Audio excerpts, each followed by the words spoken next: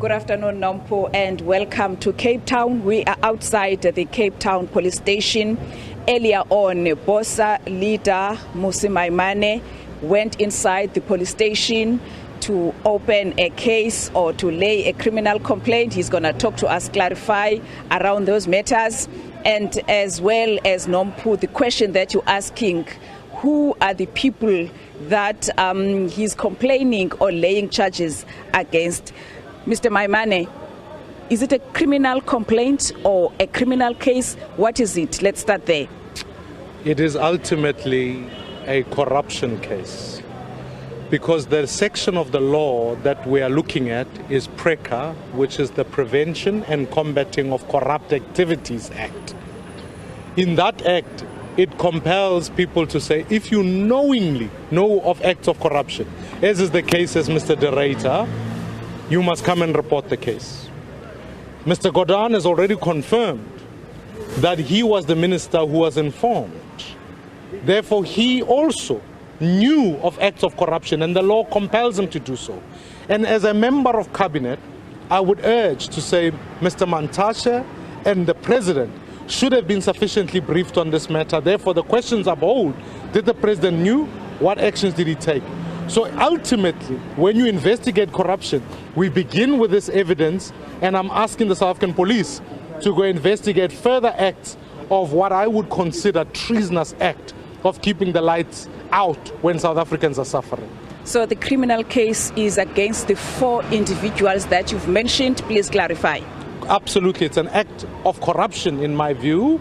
That's the charge we are leading, because ultimately those must be investigated. And it is my duty as a citizen of this country, leader of BOSA, when we started and put a 10-point plan, we said we want to make sure no money is further stolen from the country. We want to finish corruption. This is the start towards that battle and fighting on behalf of the people of this country to make sure money is recovered, and that those who are held in corruption must be held accountable. We can't have a state of capture commission that investigates, and then once we are finished with that, more acts are continuing. We must finish it and make sure the police are involved to arrest those who are responsible. Do you have information or evidence that you have against these 4 individuals that you've mentioned, or are you just relying on media reports?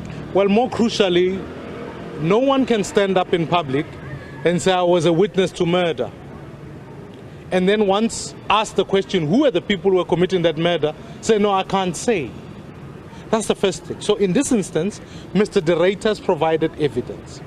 Secondly, as the case is open, it will go to an investigating officer, to which once that investigating officer begins to go search for evidence, I will also myself, as a complainant, be compelled to come and appear. And at that point, we will have a conversation further about further evidence that we take on the table, and whatever legal avenues we take beyond that point.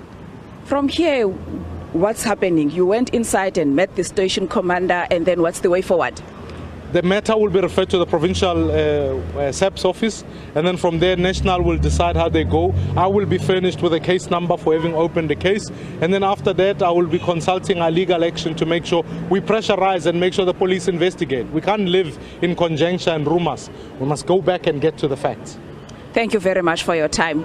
Nompo, that was the BOSA leader, Mmusi Maimane, as he's saying that he's waiting for a case number to be provided to him, as he had laid a corruption case against 4 individuals that he has mentioned: former Eskom CEO Ruyter, President Cyril Ramaphosa, Public Enterprises Minister Pravin Gordhan, as well as the Minister of Minerals and Energy, Gwede Mantashe. With that, let's leave it there, and back to you at the studio, Nompo. Thanks very much, my colleague there, Lulama Matya.